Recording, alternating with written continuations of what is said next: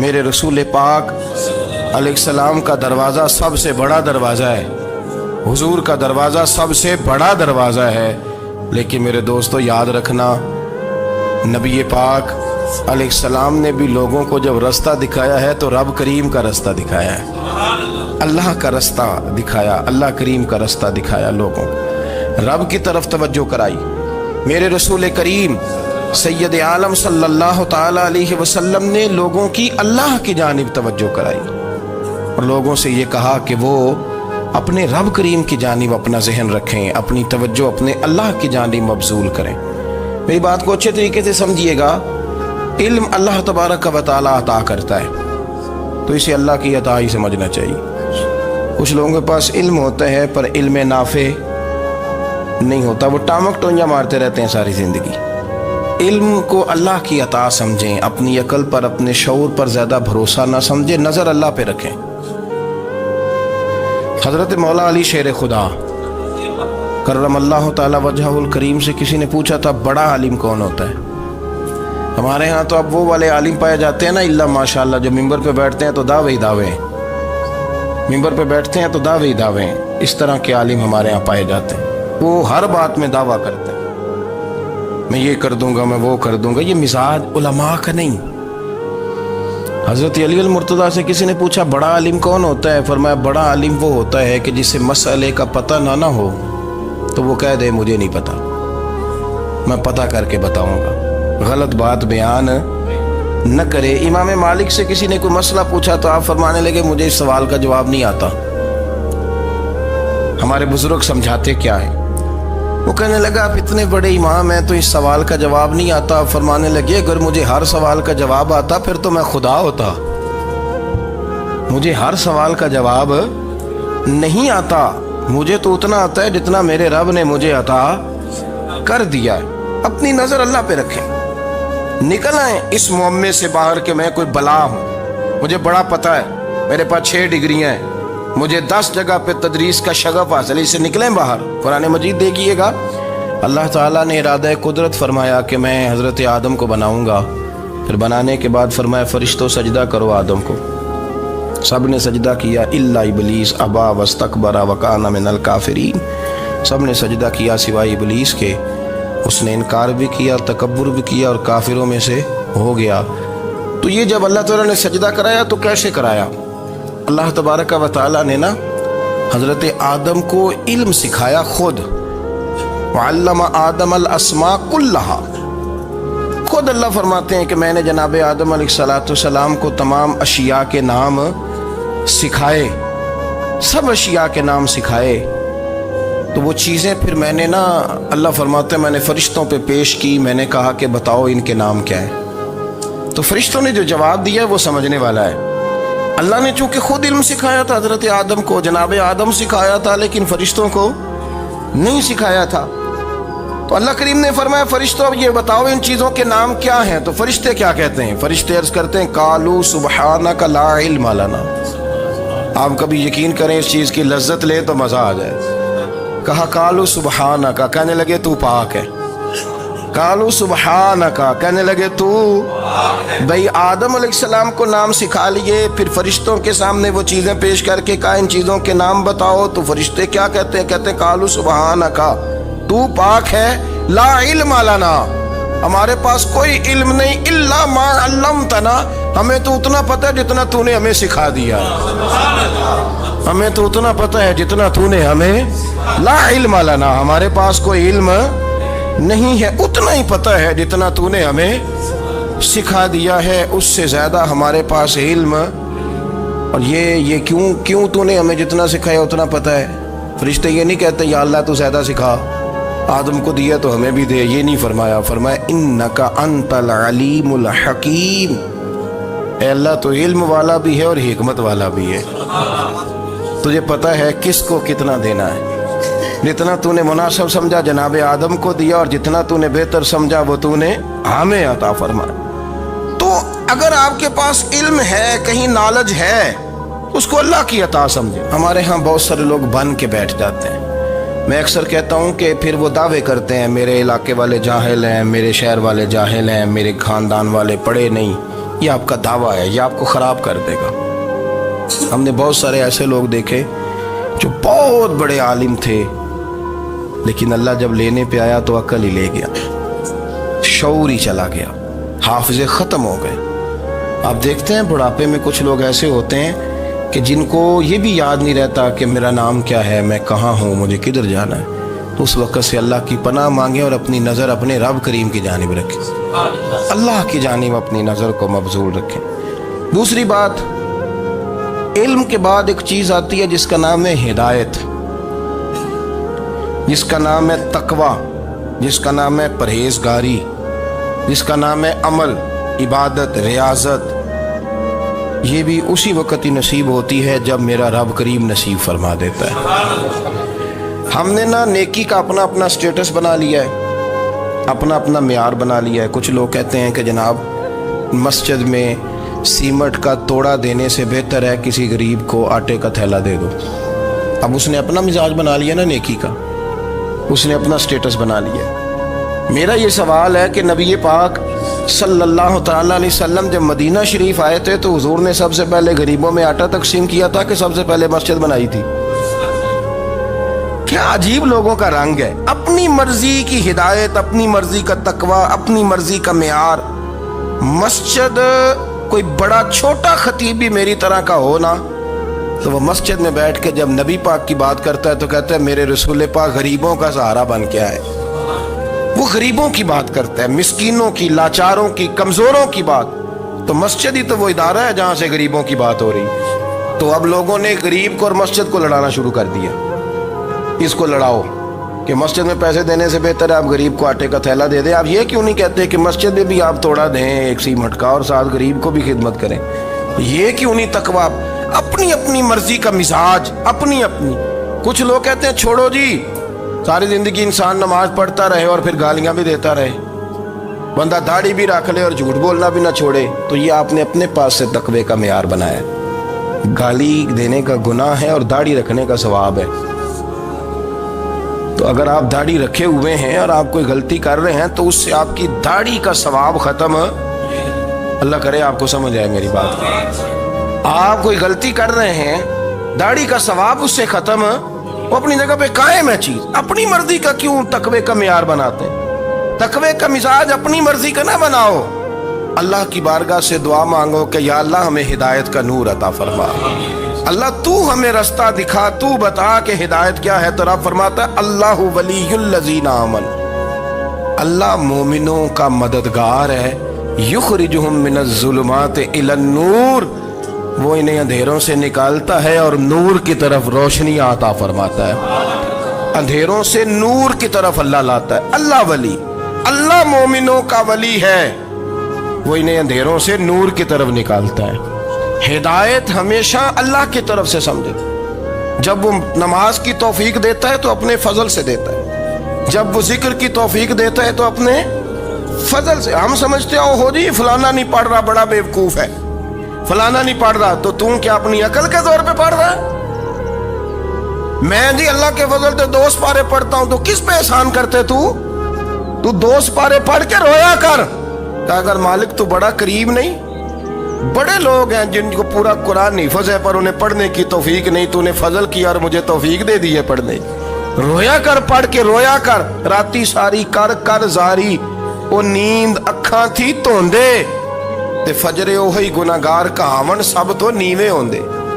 مہربانی کریں، ڈریں، نیکی کریں تو پھر ڈریں، پھر احساس پیدا کریں، پھر اپنے اندر وہ کمزوری لائیں کہ توبہ توبہ مجھے تو پتہ ہی نہیں، تو جانتا ہی نہیں۔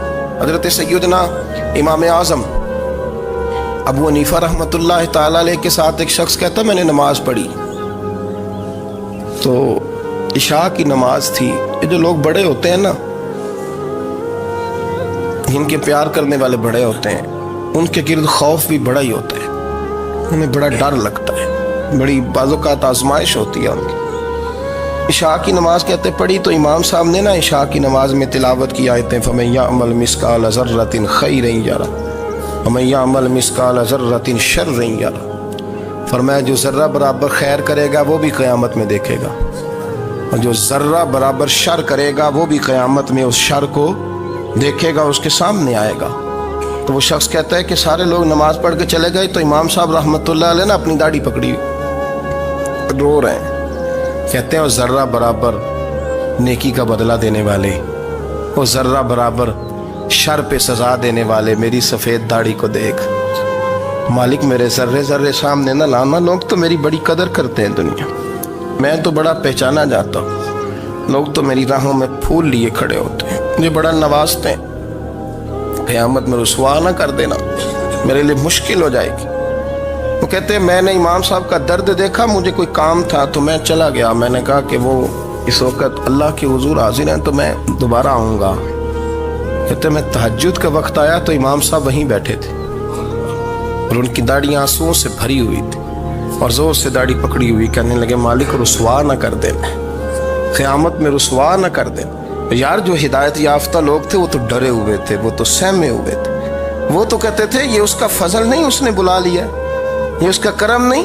حضرت بایزید بستامی کسی کافر کو دیکھتے تو رو پڑتے، کہتے مالک تو کتنا قریب ہے، یہ بے ایمان رہ گیا، تو نے اپنے فضل سے مجھے اپنے نبی کا غلام بنا لیا. وہ رو پڑ. یہاں تو لوگوں کا دعویٰ ہی بڑا ہے.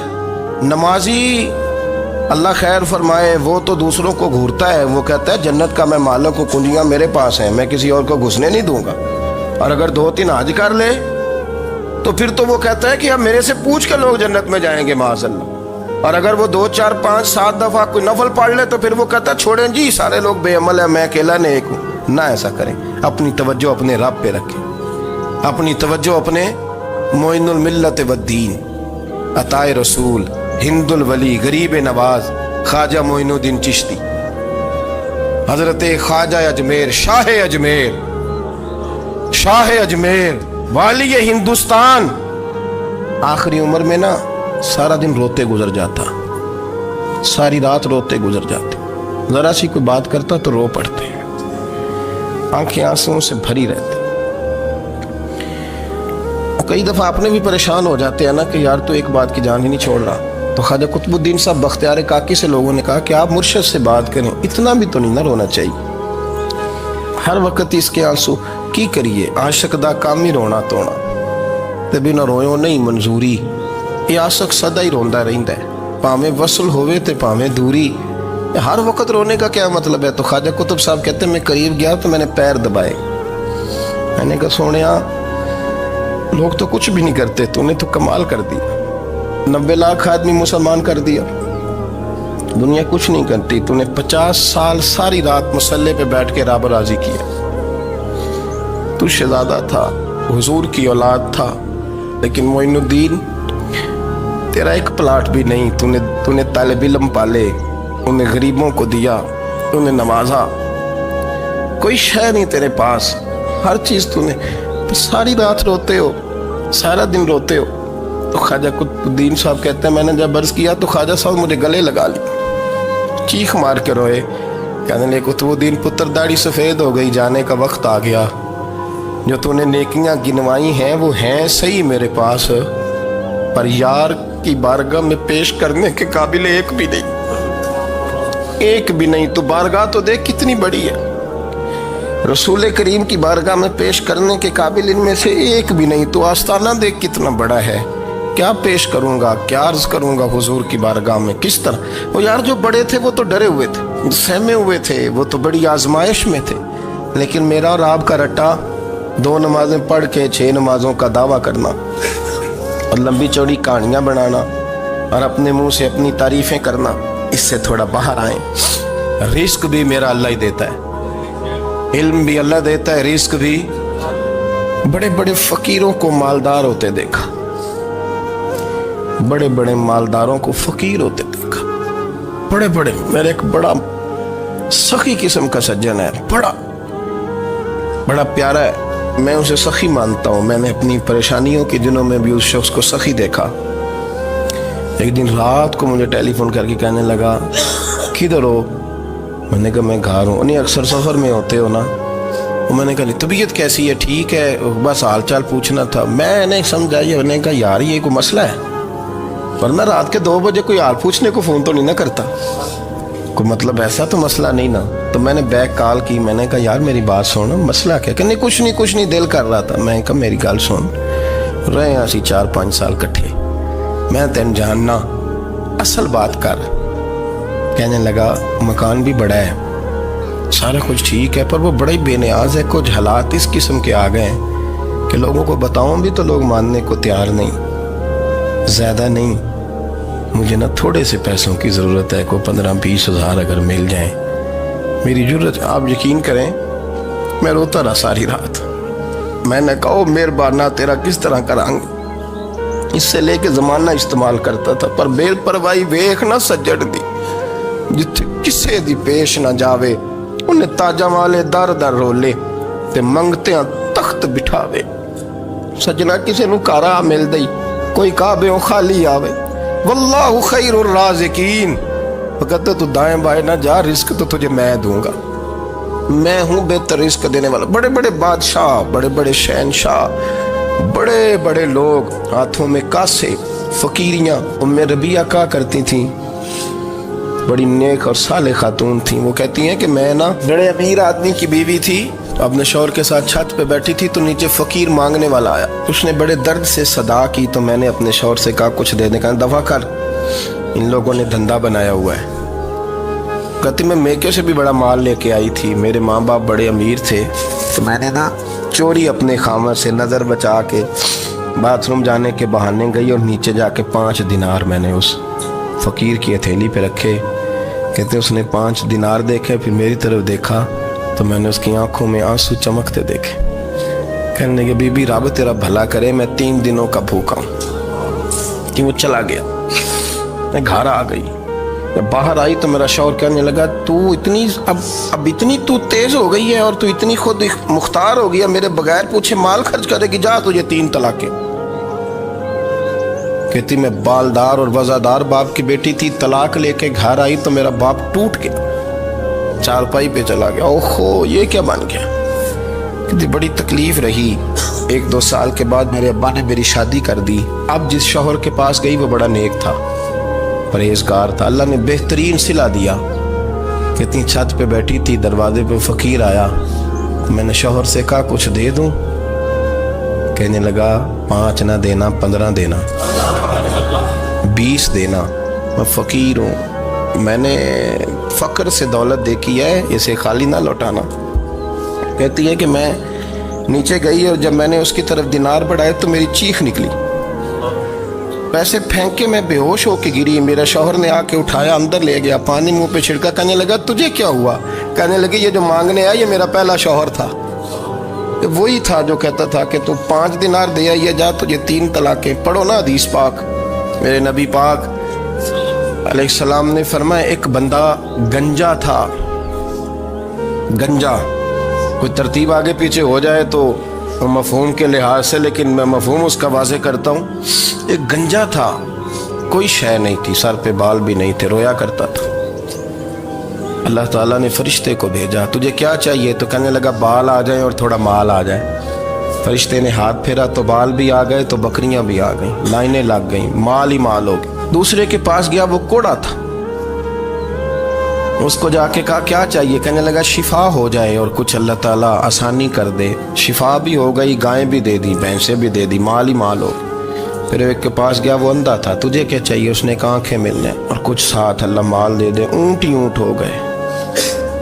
जब बड़ा नवाज दिया तो फिर मालिक ने इम्तिहान लेने का इरादा किया। यारी तेरी सोना है, पर आजमाइशां भी तेरियां अग, आजमाइशां तेरियां, सही कह रहा हूँ, आजमाइशां तेरियां, यारी तेरी सोना है पर आजमाइशां तेरियां, ये सोना परखिया जामदा ही पहलो ना लगा दे लग।